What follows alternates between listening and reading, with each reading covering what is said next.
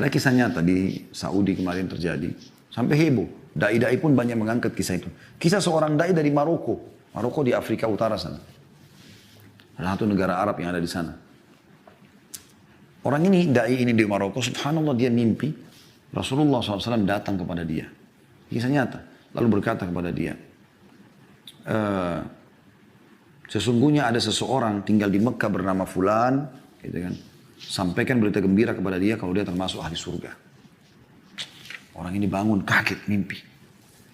Dan Nabi SAW mengatakan siapa yang melihatku dalam mimpinya maka itu pasti aku. Tidak mungkin syaitan menjelma jadi aku. Gitu kan. Rupanya mimpi lagi hari kedua. Mimpi lagi hari ketiga. Sampai 3 kali dia mimpi. Karena 3 kali dia penasaran, dia ambil pakaiannya, dia beli tiket, berangkat langsung umroh. Tiba di Mekah dia ngobrol sama teman-temannya dai-dai yang dia kenal juga. Orang-orang soleh, Masya Allah, kelihatan ada jenggotnya. Kelihatan wajahnya orang-orang soleh, Masya Allah. Bertemu mereka. Lalu dia cerita sama teman-temannya. Saya mimpi ada seseorang bernama Fulan bin Fulan dari suku ini. Itu di Mekah. Dan Nabi SAW bilang 3 kali dalam mimpi saya sampaikan dia termasuk ahli surga. Gimana nih gitu? Ayo kita cari. Teman-temannya bantu cari. Tanya sana, tanya sini. Setelah berapa hari berusaha. Ternyata betul ditemukan. Ada orang bernama itu di salah satu, kalau kita RT lah ya. Di Mekah. Datanglah mereka ke sana. Lalu kemudian menanyakan kepada Pak RT-nya kalau kita ya. Umdah gitu kan. Nanya, gimana nih? Ada nggak sih orang bernama Fulan? Mereka, RT sendiri, RT atau RW itu kaget pada saat itu. Kenapa kalian cari? Kalian ini kelihatannya orang-orang soleh, kelihatan wajahnya penampilannya orang-orang soleh. Ngapain cari orang ini? Ternyata orang ini buruk sekali di tengah-tengah masyarakat itu. Tapi Nabi SAW bilang dia termasuk ahli surga. Luar biasa gitu. Maka kata orang yang dari Maroko ini, emang kenapa? Dia bilang kalian tidak layak bertemu sama orang ini ahli maksiat. Kalau ada orang yang paling buruk di tempat kami ini, dia orang paling buruk ini. Enggak sholat, enggak segala macam. Kata orang dari Maroko, tapi saya mau ketemu. Di mana rumahnya? Tunjuk rumahnya. Pergilah ke sana, ringkas cerita. Begitu tiba di sana, kemudian ya, ketuk-ketuk itu dibuka sama orang ini. Keluarlah orang yang penampilannya, dari penampilan saya subhanallah kelihatan kayak orang buruk gitu ya.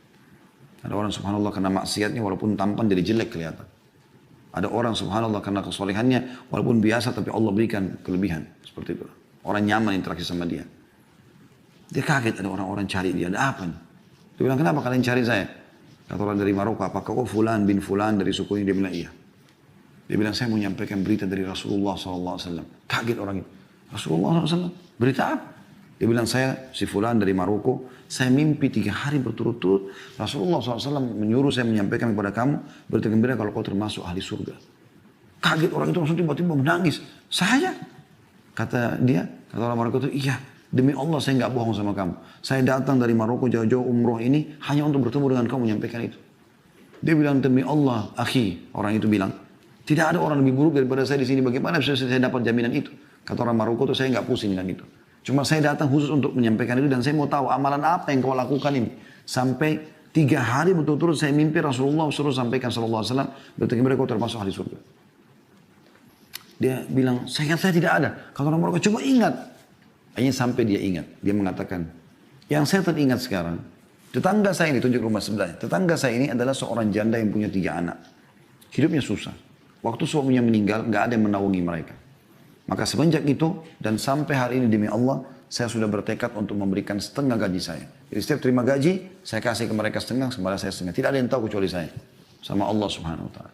Kata orang Maroko tersebut, itu amalmu. Memenuhi hajat saudaramu muslim tadi. Kata orang soal ini, ayo segera ikut sama saya ke Masjid Haram. Maksudnya ayo segera taubat kembali kepada Allah, perbaiki amalmu. Ini luar biasa berita gembira. Orang itu ketakutan mengatakan, saya tidak layak ke haram sekarang seperti ini. Ini di Mekah ini, bayangkan aja. Lalu kata orang Maroko, baik, siapkan dirimu. Dia bilang dia siap-siap, dia mandi, dia bersih, dia pakai baju terbaik, lalu dia ikut ke masjid. Kata orang Maroko ini begitu masuk masjid, nangis orang ini. Seperti orang yang masuk ke sebuah alam yang penuh dengan kedamaian, kebahagiaan luar biasa.